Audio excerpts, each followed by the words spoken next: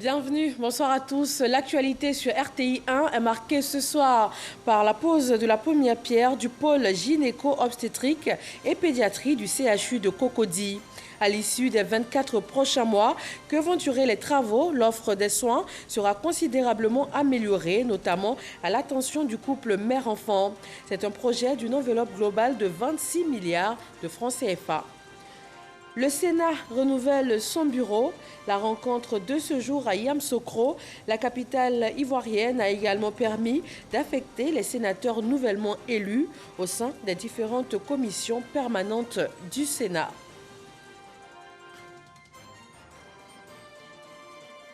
Comment se porte le tourisme en Côte d'Ivoire suite à l'impact de la maladie à coronavirus? Comment s'en sort aujourd'hui l'écotel Touraco du parc national de Taï, maillon essentiel de l'écotourisme ivoirien? Des réponses à ces questions importantes pour la relance du secteur dans le dossier EcoPlus. Et puis au Yémen, plus de 130 rebelles ont été tués par des frappes de la coalition dirigée par Riyad. Elle intervient depuis 2015 pour appuyer les forces du gouvernement yéménite face aux rebelles houthis proches de l'Iran. Merci de nous rejoindre pour l'information sur RTI 1. L'État de Côte d'Ivoire et le Japon investissent un montant de 26 milliards de francs CFA pour une meilleure prise en charge sanitaire du couple mère-enfant. Après 24 mois de travaux, le CHU de la commune de Cocody va ouvrir un nouveau pôle gynéco-obstétrique et pédiatrie. La première pierre a été posée aujourd'hui par le Premier ministre Patrick Achi. Alexis Ouedraogo. Juin 2023, le CHU de Cocody abritera son pôle mère-enfant. Un bâtiment R+3 regroupant diverses spécialités. Objectif, réduire les taux de mortalité maternelle et infantile. Ce pavillon regroupera 3 spécialités spécifiques que sont la gynécologie obstétrique, la pédiatrie, la chirurgie pédiatrique, ainsi qu'un service de réanimation intégré en un seul bâtiment avec au total 228 lits afin d'améliorer la prise en charge du couple mère-enfant. Fruit de la coopération ivoiro-japonaise, le projet devra outre mesure permettre au CHU de devenir un centre médical d'excellence au niveau national et d'améliorer la qualité des services de santé. C'est pour soutenir la Côte d'Ivoire dans son noble objectif de renforcement du système sanitaire que le présent projet a été conçu. D'une enveloppe globale de 26 milliards de francs CFA soutenue par la JICA et l'État de Côte d'Ivoire, les travaux et l'équipement du bâtiment contribueront à consolider les acquis de ces dernières décennies.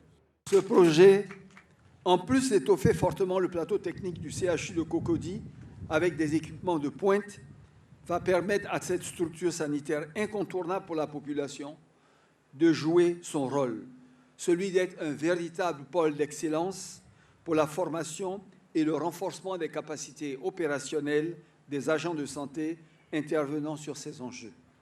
À travers l'ensemble du territoire national, l'initiative et le soutien de la JICA et le don du Japon sont donc d'une utilité précieuse et stratégique. Le Premier ministre a encouragé les acteurs du secteur à faire bon usage de ce futur joyau et à y investir leur humanité. Quelle que soit la qualité des matériels et des équipements, ceux qui soigneront seront des hommes et des femmes, et ça sera vous. Les personnes qui viendront ici, des enfants, des femmes, des adolescentes, sont dans la société dans laquelle nous vivons les personnes les plus sensibles, les personnes les plus fragiles, les personnes les plus émotives.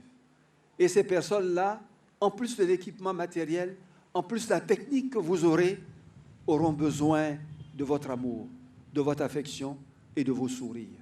Et il faudra le leur donner. La Côte d'Ivoire affiche à ce jour l'un des plus forts taux de mortalité maternelle. Ces dernières années, des actions ont été engagées par le gouvernement pour corriger ce tableau. Le bureau du Sénat, la haute chambre du Parlement, s'est réuni aujourd'hui à Yamoussoukro. Les 2 points à l'ordre du jour, le renouvellement du bureau et la répartition des sénateurs nouvellement élus au sein des commissions permanentes. Kader Sogodogo. L'article 6, alinéa 1 du règlement du Sénat indique que le président du Sénat est élu pour la durée de la législation selon l'article 8 du même règlement Les autres membres du bureau sont désignés à la séance suivante pour un an renouvelable. Selon la représentation proportionnelle des groupes parlementaires, la nomination se fait par le président après consultation des présidents des groupes parlementaires. La loi donne ainsi force à Jano Aousso-Kouadio de procéder au renouvellement du bureau du Sénat. Une nouvelle présidente, Fanny Moussokoura Chantal, un nouveau secrétaire, Boniface Gueye, tous prêts à servir la nation ivoirienne. C'est vraiment un honneur et une très grande gratitude pour Dieu qui a bien voulu mettre à cœur au président de la République, sous proposition de président Aoussou Jano, donc de me faire partie de ce cercle restreint. Et j'espère être à la hauteur et mériter cette confiance qu'ils ont mis en ma personne. Je voudrais dire merci à Dieu. Merci au chef de l'État. Merci au président du Sénat. Merci au président du groupe parlementaire RHDP. Cette séance a été également une occasion pour Jano Aousso-Kouadio de rendre hommage au vice-président Charles Providence Gomis, rappelé à Dieu le 16 juillet dernier à Paris. Les 5 sénateurs nouvellement élus ont été admis dans des commissions selon les dispositions légales. C'est un mini remaniement, d'autant plus que depuis le 21 juin 2021, on devait renouveler le bureau. Mais vous savez ce qui s'est passé au sein du Sénat, le décès de certains sénateurs et puis les élections partielles qui ont eu lieu dans 5 régions. Il fallait en tenir compte, d'autant plus que la représentation du bureau est le reflet des forces politiques. À ce jour, la Côte d'Ivoire compte 98 sénateurs au lieu de 99. Un autre sénateur sera nommé par le président de la République pour remplacer Charles Gomis Providence. La Chambre basse du Parlement s'est elle aussi réunie aujourd'hui. La Commission sécurité et défense de l'Assemblée nationale a adopté un nouveau projet de loi. Il porte sur le trafic et l'usage illicite en Côte d'Ivoire des stupéfiants et des substances psychotropes comme les antidépresseurs ou les somnifères. C'est un projet de loi porté par le ministre de l'Intérieur et de la Sécurité afin de répondre à un phénomène qui fait de plus en plus de victimes. Abou Sanogo. Le ministre de l'Intérieur et de la Sécurité, Wagondo Diomondi, face à la Commission Sécurité et Défense de l'Assemblée nationale. Objectif, défendre le projet de loi portant lutte contre le trafic et l'usage illicite des stupéfiants, des substances psychotropes et de leurs précurseurs en Côte d'Ivoire. Ce projet de loi, qui comprend 8 titres, répond à l'évolution des techniques de production, de trafic et d'usage illicite des stupéfiants et de leurs produits dérivés, qui implique nécessairement l'amélioration constante des mesures et des moyens de lutte et de répression. C'est donc à l'unanimité des membres de la Commission que ce projet a été adopté. Je voudrais d'abord féliciter la bonne vision de l'initiateur de ce projet de loi, qui est le président de la République de Côte d'Ivoire, son Excellence Alassane Ouattara, d'avoir pensé à la protection des Ivoiriens. Cette loi bien renforcée avec toutes les dispositions qui sont prises permettra de lutter efficacement contre ce trafic. Aujourd'hui, le simple consommateur n'est plus traité comme un délinquant, mais il est vu comme un malade. Donc ceci vient avec des dispositions pour accompagner dans la prise en charge de tous ceux qui sont les consommateurs. C'est une réponse juridique à cette question de prise en charge de la question de la drogue dans nos communes, dans nos cités. Cette loi contre le trafic de drogue nous met en conformité avec les instruments juridiques internationaux. Au plan interne, elle offre une opportunité de pouvoir traiter la question de la délinquance liée au trafic des stupéfiants. Le ministre de l'Intérieur et de la Sécurité, Wagondo Diomondi, salue l'esprit qui a prévalu tout au long de cette séance. Aujourd'hui, le trafic de drogue est un phénomène qui frappe l'ensemble des pays du monde. Et sans la coopération, l'efficacité qui est recherchée dans ce domaine-là ne peut pas être atteinte. C'est pourquoi cette nouvelle loi prend en compte cet aspect qui nous permet de réajuster notre mécanisme législatif pour mettre un terme au trafic de la drogue. Il est aussi pris en compte la dimension thérapeutique. L'usage de la drogue à des fins thérapeutiques ne doit pas être considéré comme un délit. Parce que simplement, il faut des instituts de recherche qui travaillent sur ce phénomène et qui mettent au point des moyens pour permettre aux citoyens qui est frappé donc par ce phénomène-là d'échapper justement au trafic de drogue. Par ailleurs, le nouveau dispositif institue un organe national chargé de la coordination de la lutte contre la drogue. La Covid-19, maladie infectieuse causée par le dernier coronavirus, continue de faire des victimes dans le monde. Voyons les chiffres que la Côte d'Ivoire affiche ce 12 octobre.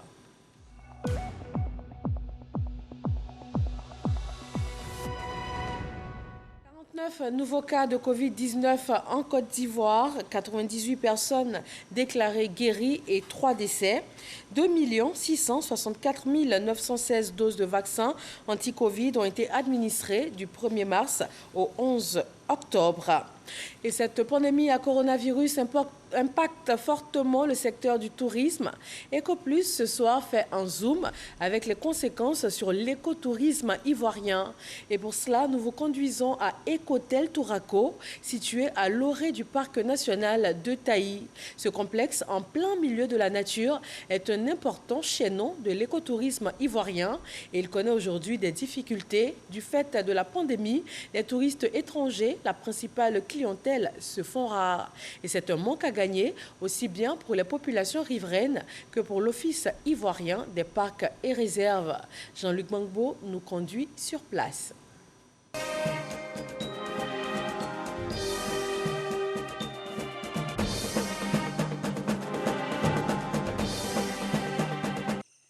Un bout de paradis incrusté en plein cœur de la forêt de Taï.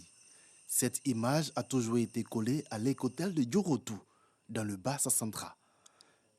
Depuis plusieurs mois, les seuls charmes de ce réceptif hôtelier, situé au flanc sud-ouest du parc national de Taï, sont cette épaisse brume, la végétation verdoyante et les mélodieux chants d'oiseaux. Créé pour servir de pied-à-terre aux touristes et visiteurs sur les traces des chimpanzés, principale attraction de cette forêt, l'écotel de Djorotou, propriété de l'Office ivoirien des parcs et réserves OIPR, est bien loin de ses heures de gloire. Le parc national de Taï est de renommée mondiale et les gens viennent de partout dans le monde pour venir visiter cet espace. Donc quand ils viennent, c'est dans ces bungalows-là qu'ils sont hébergés. Aujourd'hui, l'état de fonctionnement, du fait de la crise à Covid-19, le tourisme dans ce site-là a été suspendu. En haute saison touristique, ce réceptif d'une capacité de 20 places pouvait accueillir des centaines de visiteurs dans le mois. Aujourd'hui, totalement à l'arrêt. La Covid-19 est passée par là. Le parc en tant que tel aussi fait des recettes à travers l'activité de tourisme. C'est vrai que c'est concédé à un gestionnaire qui l'exploite, mais en retour, il y a une contrepartie qui est versée à l'État, à l'Office ivoirien des parcs et réserves qui s'en sert pour ses activités quotidiennes de gestion du site. Manque à gagner pour le parc, mais également pour les populations riveraines comme Liliane, femme de chambre. Ça va Lily? Et la journée, comment ça commence? Oui, ça commence très bien. D'accord. Ça nous fait mal parce que nos touristes ne viennent plus. Voilà, les activités sont arrêtées.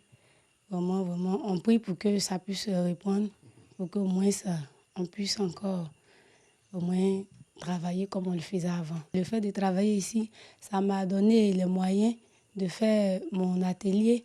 Aussi, ça m'aide à aider mon conjoint à s'occuper de la maison, des enfants. Le temps que l'activité puisse être officiellement déclarée ouverte et que les visites puissent reprendre, voici un peu l'activité auquel nos braves frères qui vivent ici dans la localité peuvent s'adonner pour maintenir le site vraiment dans un état assez bon. L'écotel emploie au total 4 personnes qui s'occupent de l'hébergement des touristes, mais également une dizaine de guides. Voici ce qu'il reste de leur logement après l'arrêt des activités. Du fait que l'activité touristique est complètement arrêtée, ces bâtiments-là ont pris un coup et le concessionnaire s'apprête à venir réhabiliter tout ça. Il compte rouvrir l'activité touristique au mois de décembre. Les travaux de rénovation sont attendus avec impatience par les responsables du parc. Depuis 2018, ils ont confié la gestion des infrastructures de l'écotel à un professionnel privé du tourisme. Quand l'activité touristique n'est pas réalisée, n'est pas menée à bien par le concessionnaire, nous, on est obligé d'envoyer des agents toujours présents dans les zones où les animaux sont habitués à la présence humaine. C'est la zone de recherche, on est toujours obligé d'être là. Une impatience et une pression sur le concessionnaire qui s'explique par le programme d'habituation des chimpanzés à Djoroto à la présence humaine et qui les rend particulièrement vulnérables. Les animaux sont habitués aux hommes. Un braconnier qui se retrouve au milieu de ces animaux, mais il fait un carnage tout de suite, sans fournir d'efforts. Entre 2014 et 2018, le parc national de Taï a enregistré 1008 visiteurs. Selon le plan d'aménagement et de gestion du parc, le maintien de l'activité touristique pourrait rapporter plus de 22 milliards de francs CFA par an. Des recettes propres qui auraient vocation à croître sur le long terme. Voilà la relance de l'écotourisme, dossier EcoPlus signé Jean-Louis Gbangbo. À Korogo, dans le nord de la Côte d'Ivoire, les assises sous-régionales sur la paix, la sécurité et le développement, la commission de l'UEMOA et la mission de l'Union africaine pour le Mali et le Sahel pilotent les concertations à Mississauga. Comment prévenir les conflits liés à l'exploitation des ressources naturelles dans les zones transfrontalières en Afrique de l'Ouest? C'est à cette problématique que l'Union économique et monétaire ouest-africaine UEMOA et la mission de l'Union africaine pour le Mali et le Sahel, MISAEL, essaient d'apporter des réponses. D'où l'organisation des assises de Korogo après celle de Sikasso au Mali en 2019 sur la promotion de la paix, la sécurité et le développement dans les zones frontalières. Les conflits liés à l'utilisation des ressources naturelles s'amplifient d'année en année, avec leur corollaire de pertes considérables en vies humaines. Il est impératif, aujourd'hui, d'œuvrer intelligemment à prévenir les conflits, y compris par la promotion de solutions inspirées par nos traditions locales et nos valeurs de respect mutuel et de partage. Durant 3 jours, partage d'expériences entre l'Union africaine, l'UEMOA, collectivités territoriales, autorités religieuses, coutumières, responsables des fêtières, forces de défense et de sécurité sur, entre autres, la gestion intégrée des frontières, la sécurité, l'environnement, l'orpaillage et la transhumance. La sécurité à nos frontières est devenue aujourd'hui plus que jamais la condition sine qua non de la paix et de la stabilité politique de nos États, sans lesquels le développement serait une vue de l'esprit. En effet, au regard des menaces sécuritaires qui y prennent racine, la gouvernance de nos frontières est devenue une de nos priorités nationales. Ainsi, des mesures sécuritaires vigoureuses et de grande envergure ont permis de stabiliser la situation aux frontières nord de la Côte d'Ivoire. Les recommandations des assises de Korogo permettront de mettre en place un cadre politique pour la prévention, la gestion et le règlement des conflits liés à l'exploitation des ressources naturelles dans les zones transfrontalières. Autre rencontre sous-régionale, cette fois à Abidjan, la 3e réunion du comité consultatif de l'autorité régionale de la concurrence de la CEDEAO examine et valide de nouveaux textes. Ils vont régir le cadre régional de la concurrence au sein des 15 pays de l'espace. La session a été ouverte par le ministre du Commerce et de l'Industrie. Le point de Jean-Luc Gbangbo. C'est une session qui vise à renforcer les bases juridiques de l'autorité régionale de la concurrence de la CEDEAO à RCC, un instrument qui a pour mission de promouvoir et encourager la concurrence dans l'espace CEDEAO en empêchant les pratiques qui nuisent au bon fonctionnement des marchés dans toute la région. Le jeu commercial a besoin d'une autorité de régulation qui permet de surveiller les comportements des uns et des autres.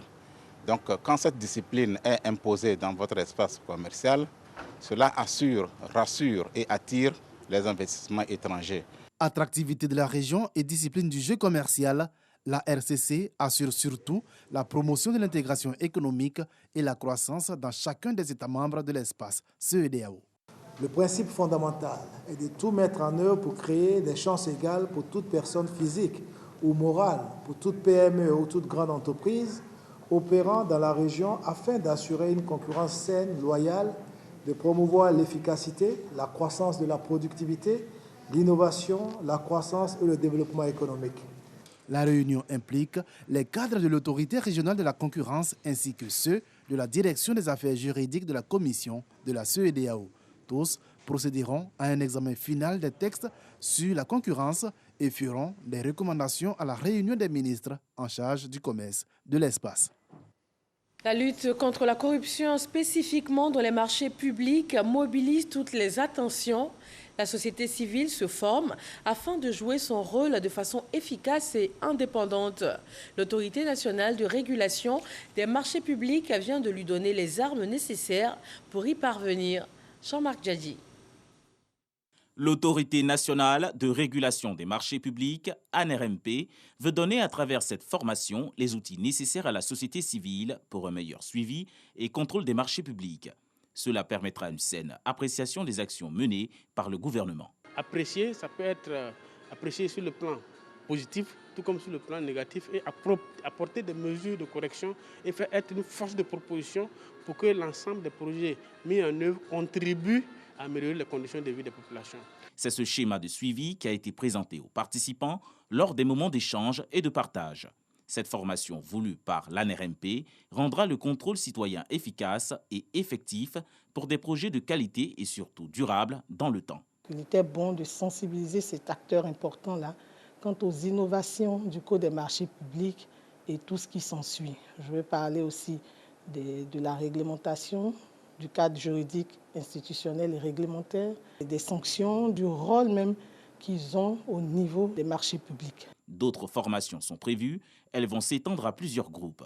Ainsi, selon l'ANRMP, les actions des uns et des autres, parce que bien formées, vont créer un véritable dynamisme dans les marchés publics.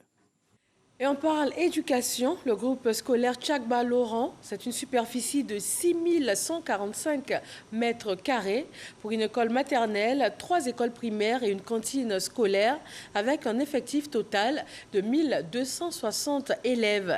Il vient d'ouvrir officiellement ses portes à Agban Village, c'est dans la commune d'Atekoubé. Le reportage de Marie-Loïse Trierou et Sephora Zegui.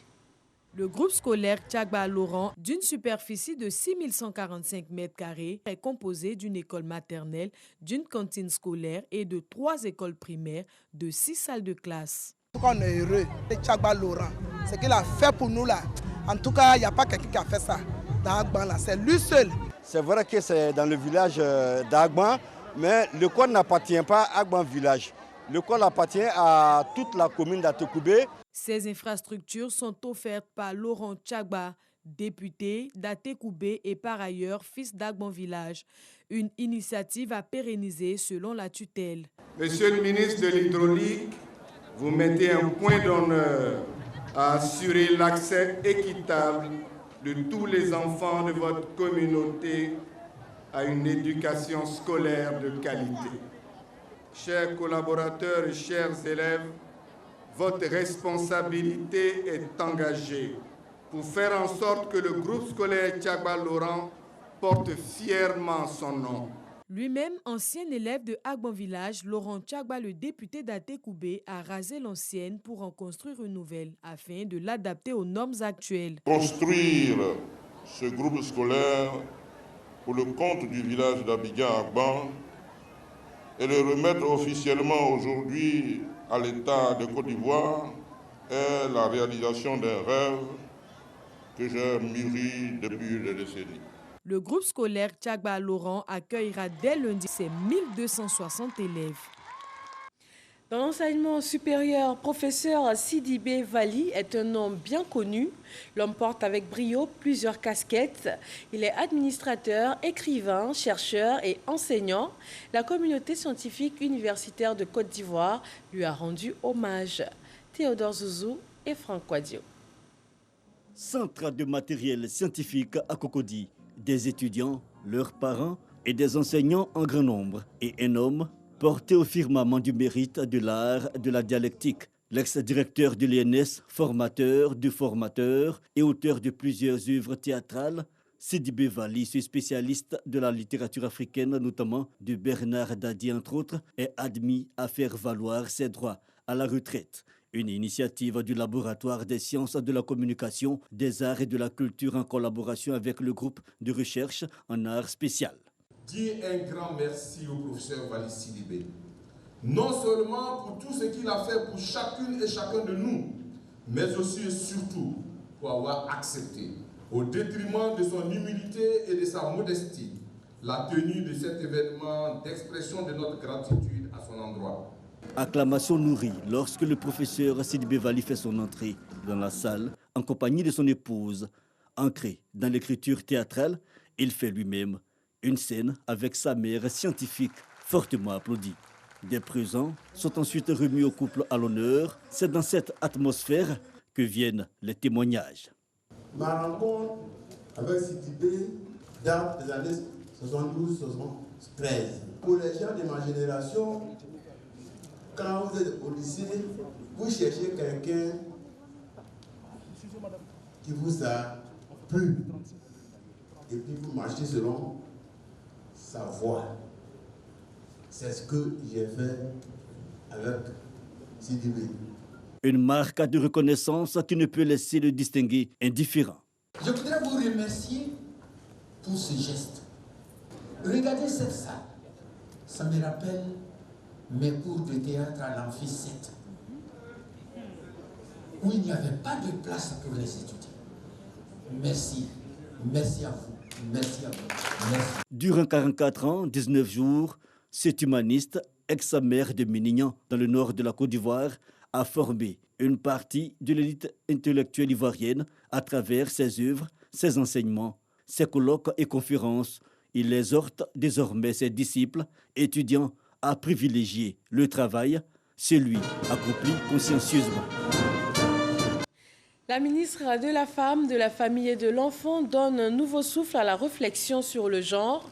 La 3e concertation genre réunit la société civile, les organisations non gouvernementales et aussi les institutions internationales afin d'apporter une réponse multisectorielle aux priorités du gouvernement en matière de promotion du genre et d'autonomisation de la femme. Michel Mambo. Élaborer un plan commun d'action dans le cadre de la promotion de l'égalité des genres et de l'autonomisation des femmes en Côte d'Ivoire. Voilà qui justifie la création de la plateforme dénommée Cadre de concertation sur le genre. Une plateforme d'échange entre le ministère de la Femme, de la Famille et de l'Enfant et ses partenaires en vue d'atteindre des résultats probants. À l'ordre du jour de cette 3e réunion, la présentation des priorités de la tutelle, car malgré les avancées, des défis demeurent. Les disparités et discriminations basées sur le genre sont toujours importantes, d'où l'importance d'avoir porté au centre de la réflexion commune les actions prioritaires du gouvernement qui vous ont été présentées en faveur des femmes et des filles de Côte d'Ivoire. Synergie d'action, les maîtres mots de l'interministre de la Femme, de la Famille et de l'Enfant, Nassene Batouré. Vision partagée par les différents partenaires acquis à la cause de la femme. ONU Femmes se réjouit de la redynamisation du cadre de concertation, car c'est l'opportunité de réaliser non seulement l'ODD 5, mais également l'ODD 17, qui met l'accent sur les partenariats efficaces. Nous ne ménagerons donc aucun effort pour vous accompagner dans votre mission. Cet objectif d'égalité des genres constitue un levier pour atteindre l'ensemble des objectifs de développement durable que la Côte d'Ivoire également s'est fixé. Nous serons les premiers à vous accompagner. Cette 3e réunion du cadre de concertation sur le genre intervient 3 ans après celle de 2018. En plus donc des priorités présentées, la redynamisation de la plateforme était à l'ordre du jour. En religion, les musulmans de Côte d'Ivoire vont commémorer dans la nuit du dimanche 18 octobre le Maolid, date anniversaire de la naissance du prophète de l'islam. Le Conseil supérieur des imams, des mosquées et des affaires islamiques en a fait l'annonce. Le Conseil supérieur des imams, des mosquées et des affaires islamiques en Côte d'Ivoire, COSIM, informe la communauté nationale que le Maoulid, commémoration de la naissance du prophète Mohammed sallallahu alayhi wa sallam, sera célébré, Inch'Allah, en Côte d'Ivoire Dans la nuit du dimanche 17 octobre 2021 au lundi 18 octobre 2021. Les imams souhaitent bon Mawlid à toutes et à tous. Et puis dans l'actualité internationale, au Yémen, plus de 130 rebelles ont été tués par des frappes de la coalition dirigée par Riyad en soutien au gouvernement. Les frappes ont ciblé leurs véhicules militaires dans le nord du pays. La coalition intervient au Yémen depuis 2015 pour appuyer les forces du gouvernement yéménite face aux rebelles houthis proches de l'Iran. Et les rebelles mènent une bataille acharnée pour arracher Marib, dernier bastion loyaliste dans le nord dont ils contrôlent la majeure partie. Et c'est tout pour ce 20h. Prenez grand soin de vous et à demain, toujours sur RTI 1.